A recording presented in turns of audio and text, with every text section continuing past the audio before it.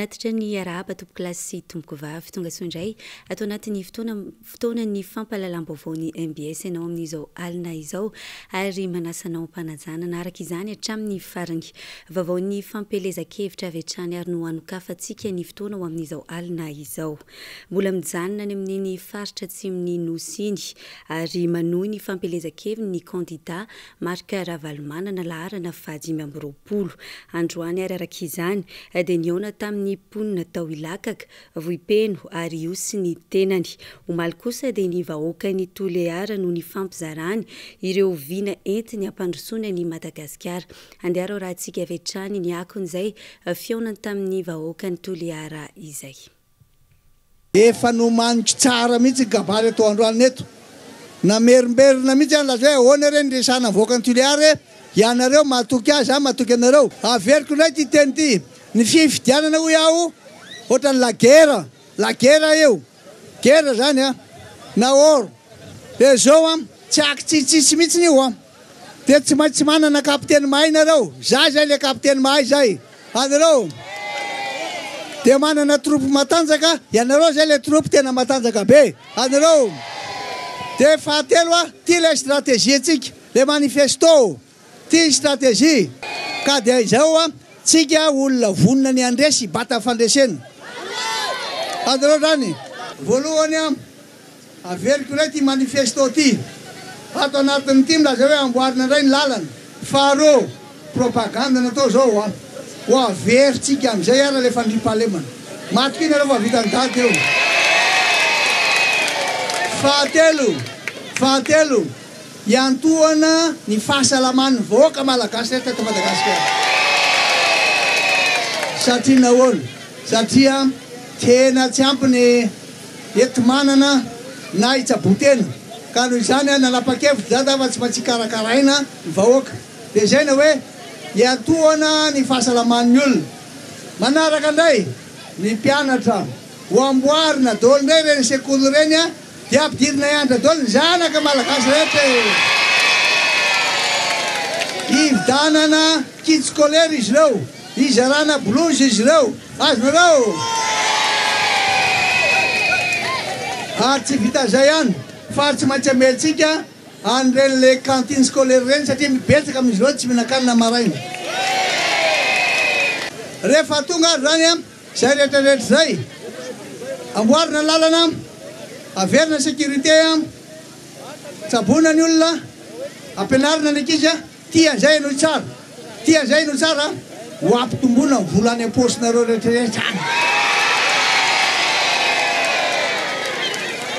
dia tsangatsika ireo orinasa tokony iasan'ny olona rehetra mbo hiasa daholo ny olona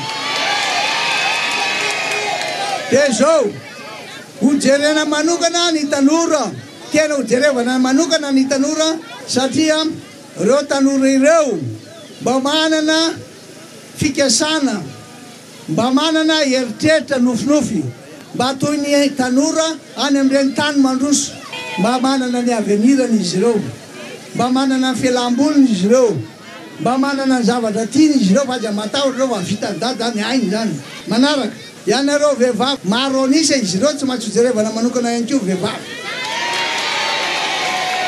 hoy aho hoe ampy zay amin'ny fahorin'ny malagasy sy fotoana angarangidy zay ny ndrasana an'ity fividianana ity aza manaiky ho fitapitahana ntsony ireo fa hibata fandresenitsika na kiondalana lehibe natao tandremy tsara amidy na atakalo na sanday na vola ny safidinao ho avy ny taranaka faramandimby io ho avy ny firenena maiza tsara misafidy ary tongava mifidy fa zava-dehibe io olo-kendry daholo voaka malagasy ka dia miantso voaka malagasy rehetra aho mba tena anefa ny didiny miantso an'ireo veta Toleara aho tena anara-maso tsara fa amely ireo raha tsarahantsika maso tsara any amin'ny fanisambato anareo zany. Araka izany dia mitohy hatrany ny fampelezan-kevitra ho fampandaniana ny kandida marika Ravalomanana laharana 520 teny amin'ny fokontany Ankasina tafiditra ao anatin'ny boriboritany voalohany no nanohizana izany niaraka tamin'ny neny Lalao Ravalomanana sy ny député voafidy tao amin'ity boriboritany ity ary ny taleny fampelezan-kevitra Analamanga andeha raha antsika avy hatrany apitsipiriana izay. Nanome tokony vahoaka nankasina lehibe ny tanàna lalao ravalomanana nandritra ny fandalovany teny antoerana androany fa hojerena manokana ny tontolo ny fampianarana tsy ny sehatry ny fampianarana ihany fa eo ihany koa ny fanomezana asa ho an'ny tanora malagasy ary ny fijerena ny lafiny fandriam-pahalemana. Fampianarana iverina kantina scolaire omena amin'ny tabie dia tsy adino ny tanora atao izay anarantsika asa isy fifanana ho amin'ny tanora ary dia izaho misy ngidina ity hijerenareo hijerentsika izay asa miaraka satria hiasa tsaritsika hiasa mafy hiasa daholo ny tanora ankoatra izay tsy hijanona hatreto ny fitetezam-paritra tarindra matoa be ny tanàna lalao ravalomanana fa mbola hitohy hatrany. Fanotontosaina nanomboka omaly ny diabe sy ny fionambeny arahan'ny tanora anaty fikambanana manerana ny Madagasikara ho fanentanana azy ireo handray anjara amin'ny fiainam-pirenena fa indrindra amin'ny fifidianana. Nandritry ny 2 andro dia nisy ny fifanaovan-tsiny tahirikevitra eo amin'ny tanora anaty ny fikambanana. Nitoy tamin'ity androany ity izany izay ny alohavan'ny diabe. Natao moa izao hetsika izao mba hanatanterahana fifidianana madio sy eken'ny rehetra. Hetsika izay nokarakarain'ny tetikasa fandio sy fanoa. Jessica Miray sy Rivra Jaonarivelo. Nanomboka omaly ny hetsika hanentanana ny tanora manerana ny Madagasikara handray anjara amin'ny fiainam-pirenena fa indrindra hanara-maso ny fifidianana. Ka tanora 300 ao anaty fikambanana avy amin'ny faritra 2020 no nandray anjara tamin'ity hetsika ity. Nisy omaly ny fifanaovan-tsony tahirikevitra mirakitra ny andraikitra raisin'ny fikambanana amin'ny fifidianana izay notanterahin'ny mpitariky ny fikambanana ka nitoy tamin'ity androany ity izany nanaovan'ny mpikambana rehetra sony izay tahirikevitra izay. Ka tamin'ity androany ity dia ny alohavana diabe izay nandraisan'ny fikambanana rehetra manerana ny faritra 2020 anjara. Ny projet fanosy fandio dia nainga tamin'ny paikadin'ny hetsika moa tamin'ny fifidianana izay atsotsika hoe fifidianana eken'ny rehetra ara-disa. Ao anatin'io paikady fihery io misy tanjona anankiefatra. Voalohany fanatsarana ny lalam-pifidianana sy ny fanomezana fitokisana ny andro-panjakana mikarakara ny fifidianana.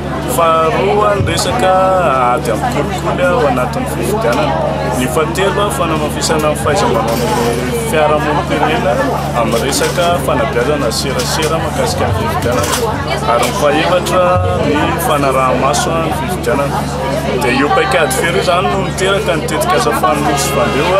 Tetikasa fandio nandray an'ilay tanjona anankiroa ilay fanasarana lalam-pifidianana sy ny sampadaram-panjakana ary ny resaka ady amin'ny kolikoly ny fifidianana. Tsara hatrany mampatsiahy fa ny tetikasa fanoa sy fandio no nikarakara izao hetsika izao ho fampandraisana anjara ny tanora sy ny vehivavy amin'ny fiainam-pirenena ka tanjona amin'izany ny anatanterahana fifidianana madio sy eken'ny rehetra. Lafim-baovao hafa kosa indray mba ho fanatsarana sy ho fampitomboana ny traikefa eo amin'ny asa ra-pitsarana dia nisy ny fiofanana nataon'ireo mpitsara miisa 70 tetsy amin'ny modèle nosy androany ary aharitra 3 andro. Izao notanteraka moa dia noho ny fiara-miasa eo amin'ny ministeran'ny fitsarana eo ihany koa ny sekoly mpanofana mpitsara sy pirakidrara izay vatsian'ny banky afrikana ho an'ny fampandrosoana vola.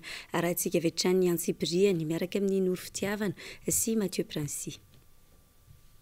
Ny sehatry ny tsenam-barim-panjakana no anisan'ny sehatra tena anjakan'ny kolikoly be indrindra amin'ny fampiasana ny volam-panjakana amin'izao fotoana raha ny nambarana teo anivon'ny ministeran'ny fitsarana.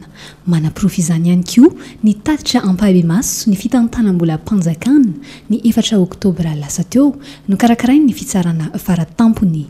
Anisan'ny lesoka goavana hita nandritra ny fanaraha-maso ny fitsarana moany kaunty eo anivon'ny tsenam-barim-panjakana ny tsy fanarahan-dalàna ny amin'ny fanendrena olona amin'ny avao miera ny tolobidy ny tsy fanajana ny cahier de charge. Ny tanjona sotarina dia ny fanatsarana ny fahaiza-manao ndreo mpitsara ireo eo amin'ny fitsirihana ny ataontsika hoe fandikan-dalàna amin'ny sehatry ny tsenan'asa mpanjakana na ny marché public. Mazava ho azy fa sarotra dia sarotra tokoa ny fitsirihana na ny fanadiadina amin'ny fijerena akaiky mety fandikan-dalàna amin'ny resaka tsenan'asa-panjakana fantatrareo tsara fa ny fitsarana dia zay ny antony manokana nananganana ny pôle anticorruption io mba ahafahana mifantoka kokoa amin'ny ady ataon'ny kolikoly indrindra misehitry ny tsenan'asa-panjakana zany antony iray na tonga ny teo anivony pôle anticorruption andray an-tanana bebe kokoa ny asa fitsiriana ny tsenam-barim-panjakana izay sehatra tena ahitana ny trangana kolikoly be indrindra ho fanatsarana sy ho fampitombonina ny fahaiza-manao ny mpitsara no antony nisy ny atrikasa fampiofanana azy ireo misa 7 ny mpitsara ny atrika ny fiofanana ity atrikasa ity dia karakaraina manokana ampitomboana ny traikefa sy ny fahaiza-manao an'ireo mpitsara izay miasa eo anivon'ny pôle anticorruption eto Antananarivo sy any amin'ireo ratsa-pitsarana tsirairay avy eto Madagasikara. Ity atrikasa ity dia fiara-miasan'ny sekolim-pirenena manofana mpitsara tsy prakitra raha ny ONMG zany ny ministèran'ny fitsarana ny commission nationale ny marché public ary eo ihany koa ny ataontsika hoe ny autorité de régulation des marchés publics. Nisokatra tamin'ny fomba ofisialy androany atrikasa fampiofanana mpitsara tariny eo anivon'ny ministeran'ny fitsarana eny amin'ny motel Anosy. Fa misy mikasa ny andrava indray ny tsena vy etsy Analakely izay napetraky ny commune Antananarivo renivohitra ampiasain'ireo mpivarotra hatreto anefa dia tsy mbola nitarain'ireo mpivarotra fa tsy mahasoa azy ireo ny izany ity fandaminana napetraky ny commune ity ny mifanohatra amin'izany ary no misy etsakilany dia nomena toerana manokana ihany koa ireo taxi ahafahan'izy ireo mijanona miandry ny mpanjifa ankehitriny anefa dia misy mitady anakorotana ity fandaminana efa napetraka ity mitondra fanazavana makasika izany moa ny lehibe ny tsena eo Analakely. Efa ao anatin'ny programa fandaminana ny tsena eto amin'ny tanàna Antananarivo ny atao hitanareo raha ohatra ho an'ny Analakely manokana misy ny fananganana an'ilay trano dia fandaminana nanamboarana an'ireto trano vaovao reto ao anatin'izay zavatra izay ny antony izay ka mazava be ao anatin'ilay izy hoe ifampitsimbiana ny mpivarotra amin'ny sy ny tanàna Antananarivo ao anatin'izay zavatra izay. Misy fantatrareo raha miditra Analakely ianao maromaro any le atao hoe hitantsika tsara dalàna kanefa no lamina napetraka ho fitsinjovana ray amin'ilay maha-olona izay zavatra izay dia tsy maintsy ilaina foana izay fandaminana izay ary antony anisan'ny lehibe nanametrana an'ilay trano vy ito amin'ny tsenana Analakely ao anatin'izay zavatra izay. Misy koa ny toerana ao anatin'izay hitantsika koa ny parking natokana ho an'ny tomobile efa miezaka ao anatin'izay zany ny tanàna Antananarivo ao anatin'izay zavatra izay ka ny veriko hoe ny lamina tokony fantatry ny rehetrarehetra ao anatin'izao dia mba hingaviana mba hanaraka tsakasy andavany izay lamina efa mba hoe apetraka ny commune ao anatin'izay zavatra efa mba tsy teraka ampisavovoro eto amin'ny tanàna izay zavatra izay satria nda raha rehetrarehetra tsy vita raha tsy ao anatiny ataoko hoe fifampiresahana izay zavatra izay izay no teny azovako tena amin'ireo ao anatin'izy. Vaovao makasika ny andavanandro ny mponina kosa indray dia velotaraina ireo mipetraka eny amin'ny faritra iva amin'izao fiandohan'ny fahavaratra izao eo ny fiakaran'ny rano ny tsy fandriampahalemana ny tsy fampian'ny pompy mba hisitrahana rano fisotro madio voakasika izany indrindra ireo mponina eny amin'ny fokotany Ankaditoa mangataka araka izany ny mba hijeren'ny fanjakana azy ireo vahoaka ary miandrandra vahaolana maharitra arahantsika vetrany ny andindiny izay vaovao izay. Tao anatin'ny 7 taona anisan'ny olana mampijaly ny mponina monina eny amin'ny fokotany Ankaditoa maro mandraka androany ny fiakaran-drano rehefa amin'ny fotoan'ny fahavaratra satria tonga hatrany tokantrano ireo izany eo koa ny tsy fisiany asa iveloman'ny mponina ara-dalàna ny faratsiany lalana ifamezivezen'izy ireo ny firongatry tsy fandriampahalemana ary ny tsy fampian'ny pompy hisitrahany rano fisotro madio. Tsy misy moa zany akoatra ny hoe fahasarotan'ny fiainana izay izany zao ny tena hita hoe manahirana ny olona sy ny mponina ny fivelomana indrindrindrindra miasa tao dia lasa mahatonga ny olona lasa manao foana indrindrindra ny tsy fananana asa. Le mijery madinika ohatra anay izao dia le tsisy ny alakalaka sy ny karazana. Lalanay ratsy nanandria fa ro manarakaraka an'izay ny vehivavy sy ny lehilahy aty vitsivitsy mba miasa. Raha ohatra zany ka hoe mba hoe misy ny etaponay dia hoe aleo izay mba hiasa fa tsy petrapetraka ohatran'izao fotsiny satria vidim-piainana efa lafo, ny fiainana mesarotra, ny ankizy miditra mianatra daholo indrindrindrindra fa eo amin'ny fourniture scolaire ny ankizy. Ny pompinay zao anankiroa fotsiny dia milahatra be. Andrasan'izy ireo araka izany amin'ny fifidianana ho avy izao ny amahana ireo olana ireo, ny fijerena ny lafi ny fandriam-pahalemana, ny lalana, ny fanomezana asa ho an'ny mponina, ny fanampiana ny isan'ny pampy isitrahana ny rano fisotro madio. Mpitondra matahotra an'Andriamanitra, mitsinjo ny vahoaka madinika no andrasana raha ny fanazavan'ny mponina hatrany. Dia mangatak'izay hoe mba asiana basainy koa aty aminay. Dia fanampiana ho anay manokana ho an'ilay olona miteraka rehetrarehetra izany ilay kit scolaire fiainana midangana ozy aty mbola verimberika any nefa le asa tsy misy, ny fiainana hitanareo ihany. Ny andrasana ny fifidianana dia mba olona mahay mitondra, mahay mitantana, tia fahamarinana ary manala ny olo anatin'ny fahantrana sy ny fandriam-pahalemana.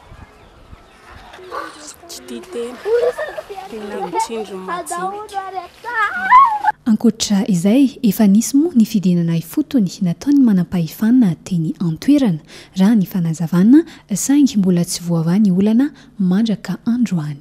Fa androany fa 17 ny volana Oktobra no ankalazana ny andro maneran-tany ny fanambarana ny zon'olombelona sy ny andro iraisam-pirenena anoerana ny fahantrana lalina. Anisan'ny nankalaza izany isika teto Madagasikara tamin'ity androany ity teo anoloany ny parvis ny lapan'ny tanàna Analakely ka aloha hevitra tamin'izany ny hoe mirahina miaraka amin'ireo voahilika mba hanamboarana tontolo anjakan'ny zon'olombelona sy ny ambom-poniny tsirairay.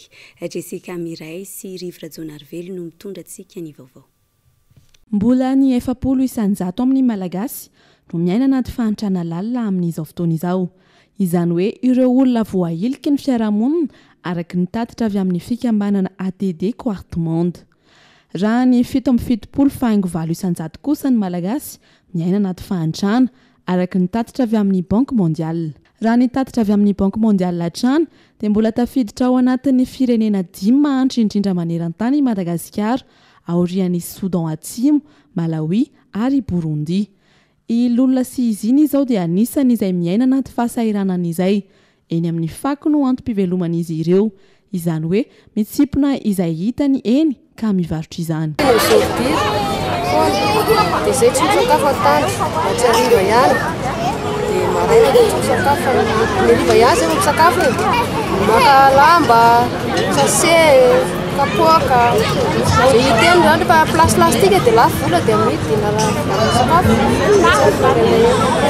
Tsy sarizary zany, tsy atao hoe mikalabina be fa tsy sarizary mihinana tapatsinainy ankizy.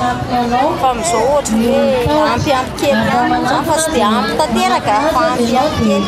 Izay taloha rehefa marary zanakay dia mipetraka fotsiny amin'izao fa amin'izao rehefa marary dia manana fikambanana amin'ny afafy izay amin'izareo ireo. Dia izay koa nefa namparatena ny fanjakana resaka nefa tsy manana ka tetsy amin'ny parvis ny lapan'ny tanàna Analakely no nankalazaintsika izany teto Madagasikara. Tonty vondrona miaraka amin'ireo olona voahilika mba hanorona tontolo tsy ara-ny fanirikorehana intsony izany fa anajana ny zoamakasika maro. Dia ny zavatra nentsika ataonay amin'ity tonty dia misy ny fifampizarana zany mikasika an'izany zoamakasina maha-olona zany izay efa hitanareo io dia avy eo misy ny fahatsiarovana zany na ny fahatsiarovana manokana ireo olona sahirana sy fotoana manokana ienoana zany ny fijoroana vavolombelona ny ady ataon'ireny olona sahirana ireny amin'ny fanirikolehana sy ny fametrahana ny zoamakasina na izy azy. ny fikambanana ATD Quart Monde dia fikambanana miaraka amin'ireo olona tena hiaran'ny fahantrana lalina izay tonga teto Madagasikara ny taona 2020 sy 2010. Dia izay ary tompoko lasy tompoko vavy no manakatona ny vaovao antsika ao amin'izao alina izao. Ankasitrahana hatrany ny fanaranao izany hatramin'ny farany ny tenako dia manome fotoananao indray ao amin'ny rapitsy toy izao. Veloma tompoko.